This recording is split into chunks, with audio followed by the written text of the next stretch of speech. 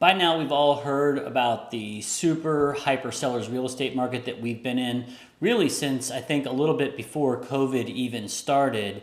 And today, you may be hearing a bunch of new information about how interest rates have risen 3% since the beginning of the year, and there's a pending crash coming in the real estate market, and any number of other things. And I do think that it is time right now that we have a full hard reset on what's going on in the real estate market so that we can have a better idea of what any of us should be doing as we go forward from here. My name is Ryan Ward. I'm the broker of Premier Atlanta Real Estate, and this information is actually being put out for real estate agents and buyers and sellers alike, because there's a lot of things that have happened recently that we all need to take into account that we haven't had to think about for a number of years. And so I'd like to get started and jump right in by looking at a few charts that we've been tracking for about 6 weeks now. So we have what we call leading, and we also have lagging indicators in the real estate market. And both are used for something of a prediction of what we think is going to happen in the future.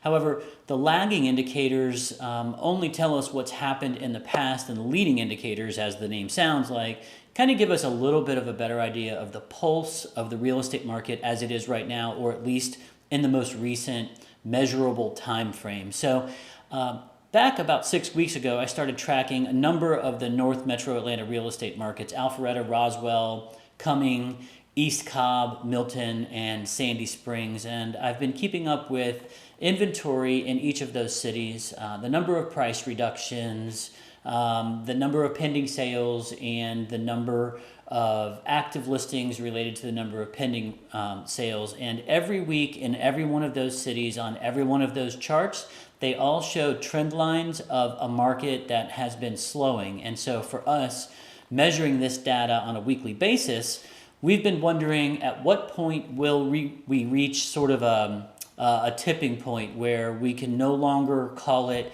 a super hyper sellers real estate market. Now, one caveat here is we are in Metro Atlanta, and any of the information that I share in this video is only related to my real estate market. If you're in another area of the country, you need to get with a real estate agent that is doing similar data mining that we're doing here, so that you can get a pulse on your local real estate market. What happens here doesn't apply to other places. It barely applies to different cities within our market, let alone different states around the country. So keep that in mind as you hear about this information. And if you are a real estate agent, there are some data points here that are probably really good for you to start tracking so that you can share information that's relevant to this real estate market with your clients. So having said all that, let's jump in and get started by looking at a few of these charts really quickly.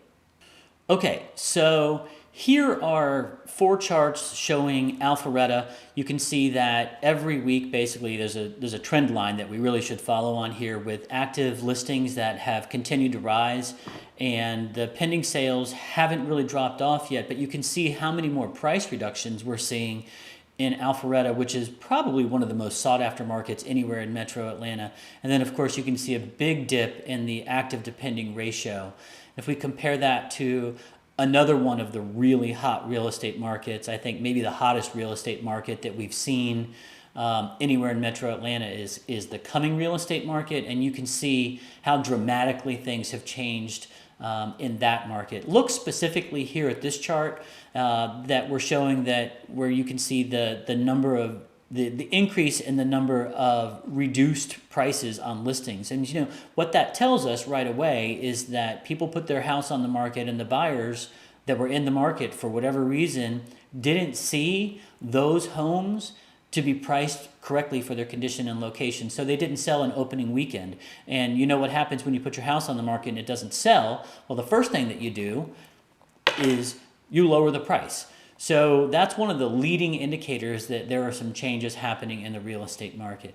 And so I took some of that data and went and then decided to look at what's happening this weekend. Now, today is Friday, June 17th. So going into what should be a very busy weekend of real estate, I went and I took some time looking at the Alpharetta real estate market and also at the Cumming real estate market. And I'm going to share a couple of charts with you on showing calendars for some of the listings that are in the market today. And it is shockingly different than what we saw just a couple of weeks ago. As we look through this, you'll see that, here's a listing here that came on the market a couple of days ago, and it has 0 showings on Friday, Saturday, or Sunday in opening weekend in Alpharetta at the average price of $800,000 for what the homes sell for in this market today.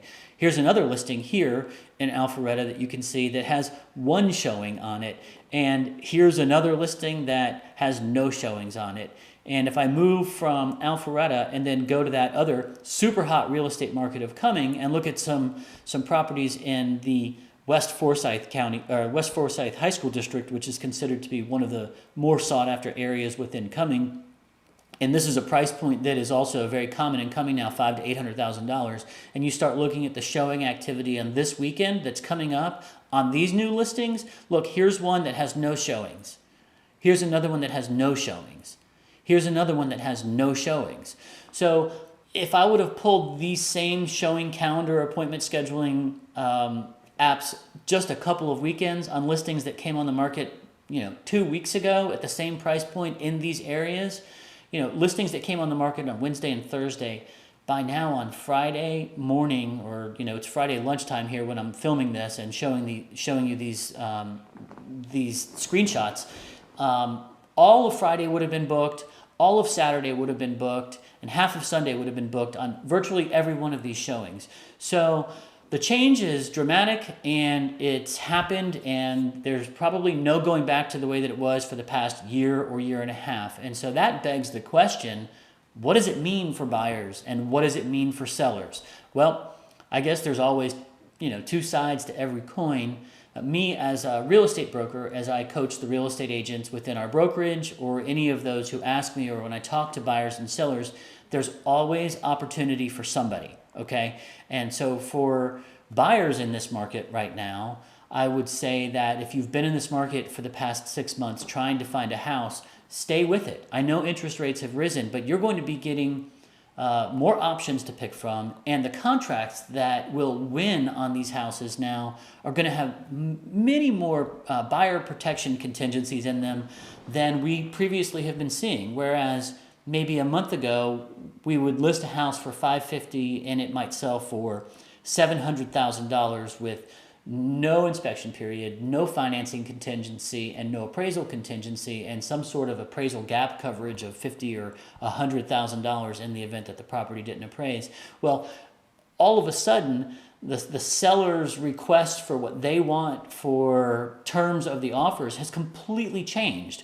Now, if a house hasn't gone under contract in opening weekend, you're going to be able to put in offers that are at list price.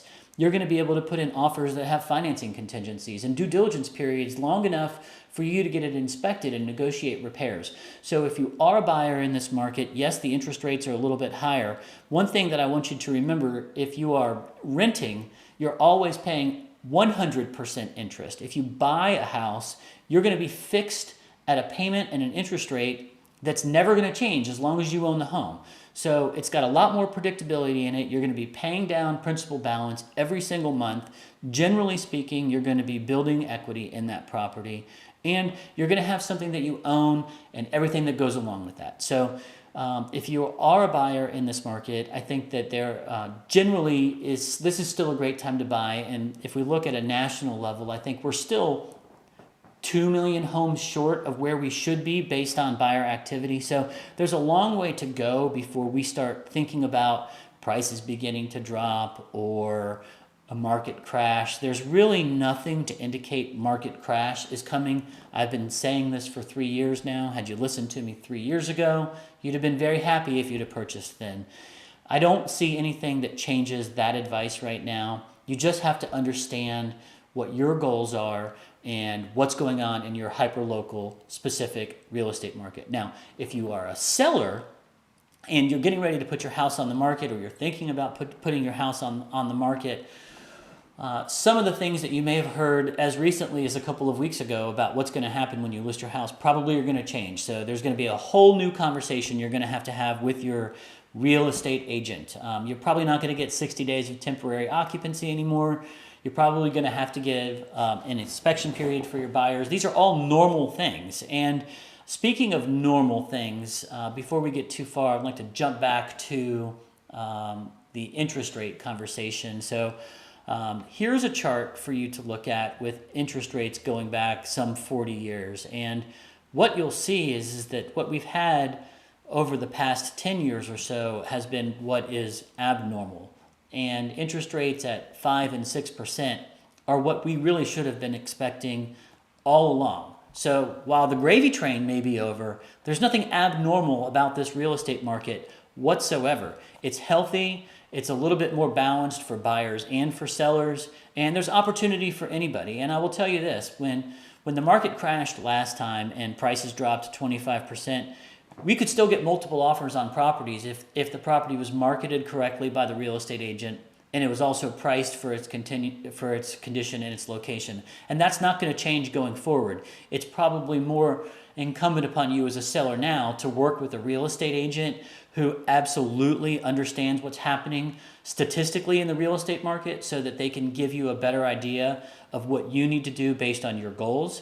And if ever there was a time to give the advice to no longer look at these national online web portals that give you fake estimates of prices, I'll say this one thing about all of those companies. In the last 5 years, they still were unable to make a profit. And if there's a real estate company that hasn't been able to make a profit in the past 5 years, I think that pretty much sums up everything you need to know about those companies and how good or bad their advice is and has been over this last 5-year period. Because, you know, as we sit here in our real estate brokerage, we're meeting with contractors this afternoon to look at opening up a larger training space as we continue to grow and take market share. And that's what companies should be able to do, or good real estate companies should be able to do in any real estate market. So, okay, so off of my soapbox there about the online national companies. Last group of people I want to talk to here are the real estate agents. And so if you are a real estate agent in this market, there's no reason for doom and gloom for you here. You need to understand things like the statistics that I've talked about here in this video. You need to be able to educate your buyers. You need to be able to educate your sellers. You need to articulate the changes that are taking place and use this information to provide the best data available so that your clients can make the best decision. It's never your decision to make when it comes to a real estate transaction. It's your job to make sure that you provide the best information the market has to offer to your clients and consult with them, talk to them about what their goals are, remind them of what their motivations are, and then ask them to make sure that they have all of the information that you've given to them and that they understand it so that they can make the best decisions. If you do that, you will always take care of your clients at the highest level. So that's the summary of the reset that's taken place. The hypersellers market is 100% gone here in Metro Atlanta. It is a much more balanced real estate market. Going forward, we should see continued balance in the real estate market. There's nothing to suggest a crash is coming or continued 20% appreciation of house pricing is going to continue either. So we're back to a normal real estate market, and that should be okay for all parties. As always, if you have any questions, please don't hesitate to message me. I'm happy to help any way that I can. And thanks for watching.